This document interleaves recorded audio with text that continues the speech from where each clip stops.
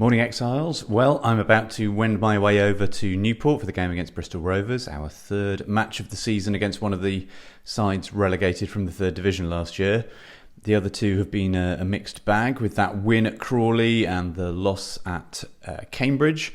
At least this one's at home, but Rovers are in decent form and they've sold their allocation, so they will start as the favourites. My main priority for the day is to capture some other voices from the fan base. You heard last week what Reece and Ian and I think about the start to the season, so let's try to hear from a few other people about the deadline day signings, the changing dynamics of the squad, and Dave Hughes's opening games as manager. So yeah, let's get to the port and see what the mood is. Right then, well, we are outside the marquee. The sun is shining. Some people are on the beers. I'm still on the coffee. It's too early for beer for me. It's not yet even midday. And I've got friends of the pod, Ollie and Fraser and Stu and Chris. And before we come on to the game, I want to ask your views on our transfer deadline day business. So Chris, start us off. We went into it saying we need a midfield bastard and a striker. Did we satisfy that requirement to your satisfaction? Yes, I think so. Read a few bits on the Leicester forum and they all seem very complimentary about the players.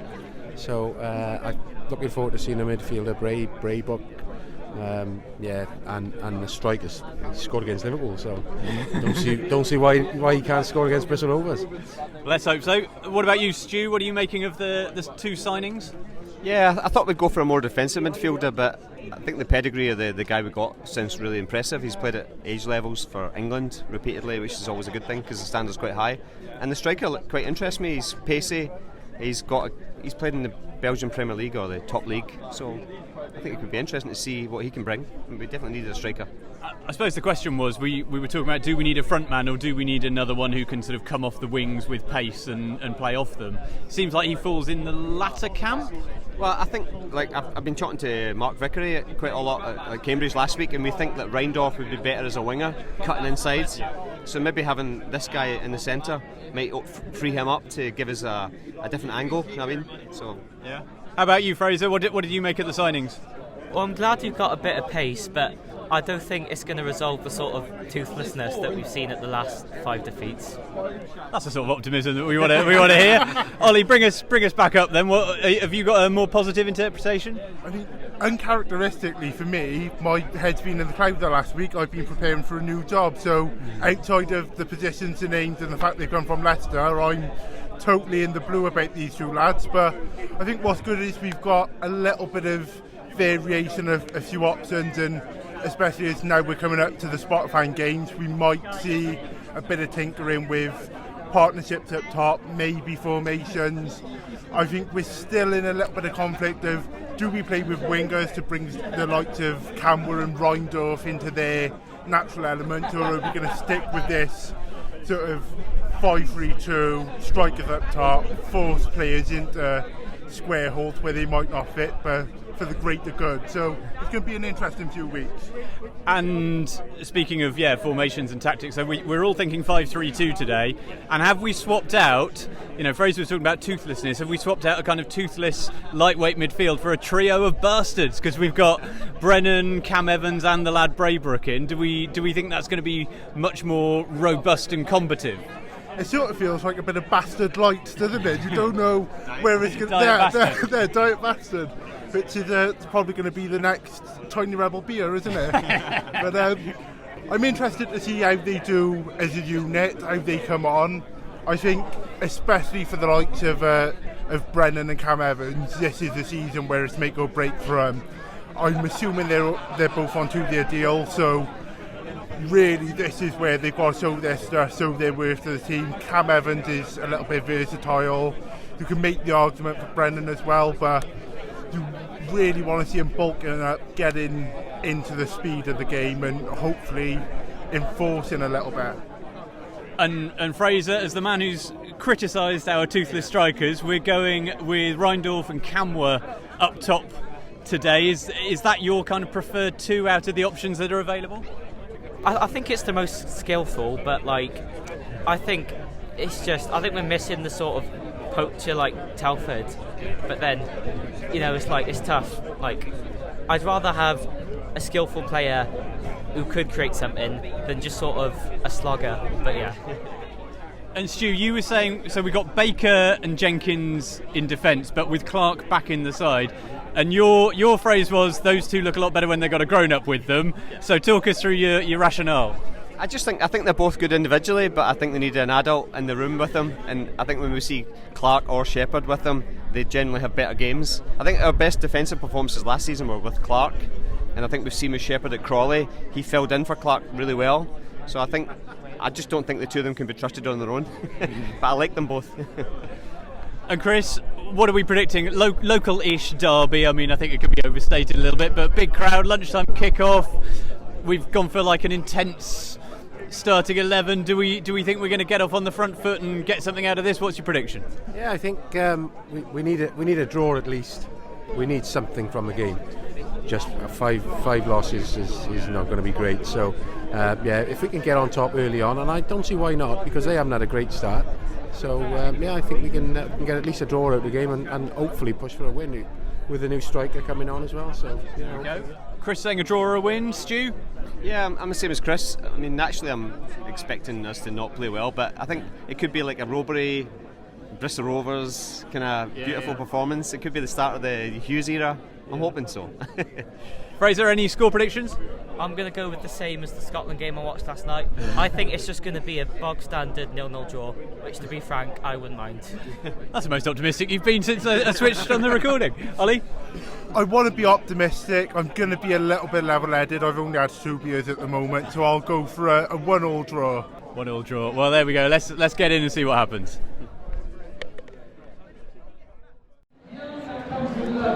Right, half-time, 0-0. Very, very even game. I can't work out which way this is going to go. So let's ask a man who might know. John from Tinty in the Bucket Hats, what have you made of that? Well, I think it's two, not poor teams, but there's two teams that haven't really got the quality to finish in the final third, just going at each other. The ref decides a game. The ref decided that this game is going to be built on single decisions. The linesman can't make his mind up at the moment, but all we can do is control the controllables. I don't think we're doing that to the best of our ability at the moment. Our midfield, I like it. We've just said about Brennan and we said about Cam Evans in it together. They're cheeky, they're doing a bit of the dark arts, but we've been having a really good discussion down with us about potentially swapping Cam Evans for Jenkins in the midfield. If you have a look at Jenkins, I'm thinking Jenkins is a taller lad. He's got the ability to win headers in the midfield. That can gain you possession and further yards at the pitch. He's also got the ability to drive directly forward. Is he more effective at driving through the middle of the midfield than driving through the width? Cam Evans, he's a far better wide man than Jenkins. No disrespect to Jenkins, but he's got more of a natural ability to play the ball down the wing, to hang out wide. He knows how to kind of work in with the midfield and play off them. Could we exploit that by being different with our approach? I don't know, but at the moment, I'd love to see that new Leicester lad, I'll poke you in the eye, if he can come up and sit on Reindorf and play off each other, because Camar's not doing it for me this season. If those two can work off each other, I think we've got the makings of a 1-0 win here, in my opinion, but who am I to decide that?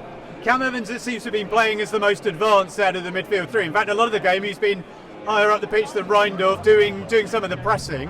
I wonder if in the second half he might make way or be shifted elsewhere, and we might see Whitmore come on and do that sort of attacking midfielder role. Well, Whitmore's got a goal in it. We can have a look at how Whitmore plays. He's got an ability to win the ball high up the pitch and drive forward. Now, we've always struggled with him with injuries. He's a fantastic player, but the problem is his injuries for him and his ability to get past 60 minutes. Could we see the best of him now in 40-30 minutes left of the game, of him affecting a game positively? I think we could. I think he's got the ability to change a game, and it's just a slight change really. Maybe Cam Evans, he's worked his socks off, give him, I'd say that manager now, you've got 15 minutes left in you, work off Reindorf, press as hard as you can, run every inch out of your body, because you know Whitmore is going to take your place. Shatter the back four, make them work, make them run. There's nothing worse than a defender when you're tired and someone's running at you. You hate it as a defender, and as a player, you absolutely love it when somebody's shattered, falling over their own shoelaces.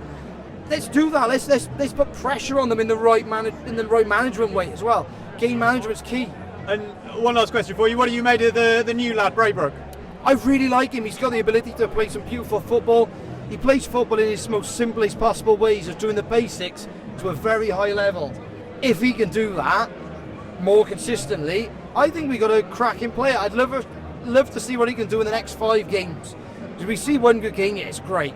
Is it consistent? Is it repeatable? If it is repeatable, you know that's a lad for the future. And let's give Leicester the credit. They've given us a lad here. Let's give them some respect back and play him so where he needs to be played, and hopefully that can build more clubs can come to us and say, right, we want a player to play for you because we know you will play him. Yeah, absolutely. Right, well, I'm going to go and get myself a bovril and we'll catch up again soon. See you soon. Take care, guys. 2 more friends of the pod, Dave Ratidion and Iwan. Dave, I'll start with you. One thing I noted down in that game, and I think I saw you nodding along, was Rovers just look that little bit more composed on the ball than we do. Is that going to be the deciding factor in this? Yeah, I mean, I think I don't know anything about Bristol Rovers. It's the first time I've seen them this season. So relying on what the guys on their pod said to you, which is that they start fast and they try and dominate games. Actually, we've done really well. Yeah. We've harried them, we've pressed them, we're working hard. The 3 in midfield are never going to control a game with the ball, but they're going to work really hard without the ball. Yeah, the work rate's been superb. And there's nothing in this game. They might have a little bit more quality, but actually, if we continue to work as we are, we might force them to make a mistake and get an opportunity that way.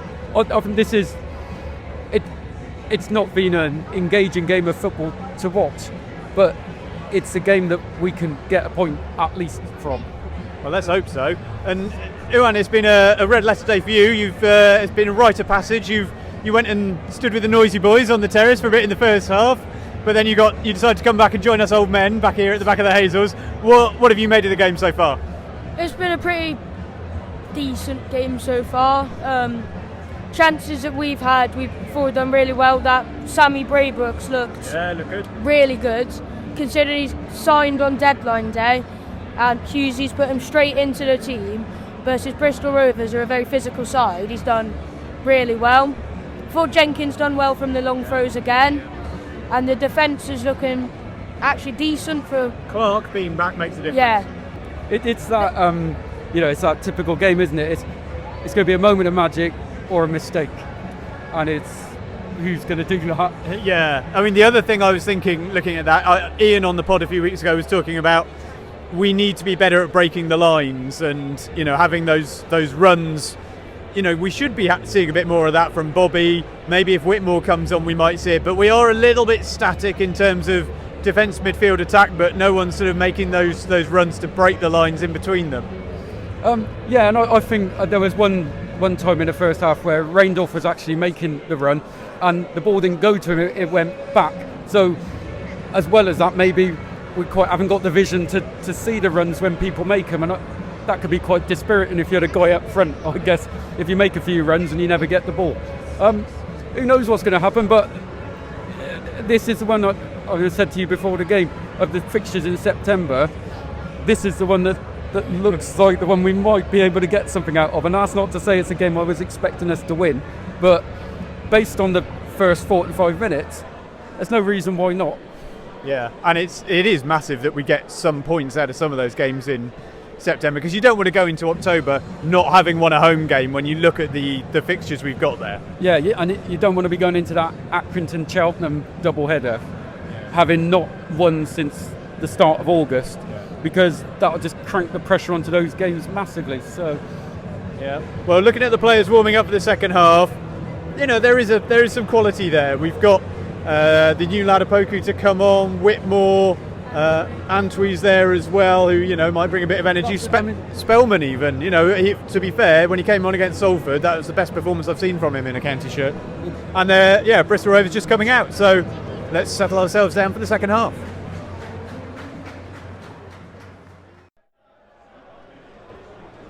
Right, well, people are walking out of the Hazel stand, players are just going back down the tunnel after a fairly tight and fairly even first half, and 0-0 at half-time, and a little bit of optimism.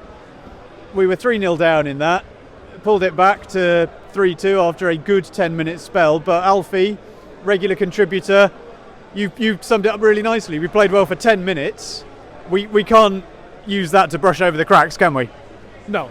It's we went into half time. I was thinking might nick it here, but it's like they gave up half time. It's like they went in. I don't know what happens in the changing rooms. But it's like they came out and just gave up.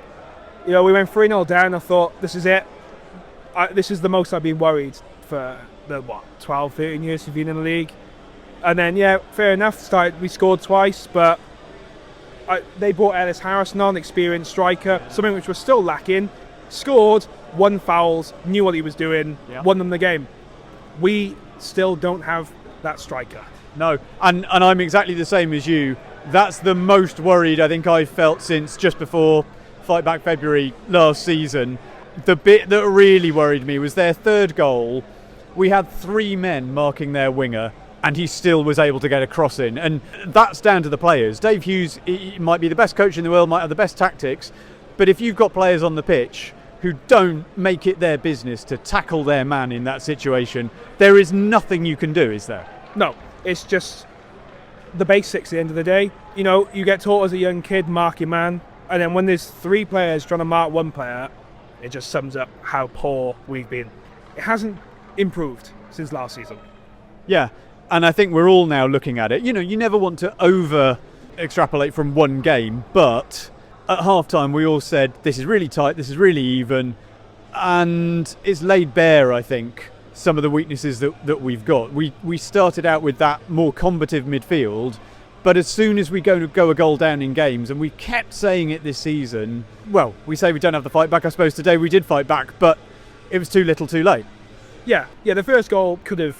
They had 3 shots. Yeah, the second goal, the keeper's mistake, and the third obviously was the header from Ellis Harrison, but seasons before this, and especially under Mike Flynn, we know we would fight. The chant goes, "We're Newport County, we fight to the end." And since probably Graham Coughlin left, it just hasn't felt the same. It doesn't feel like Newport anymore. Before, it felt like Newport County, our club. Now it just doesn't.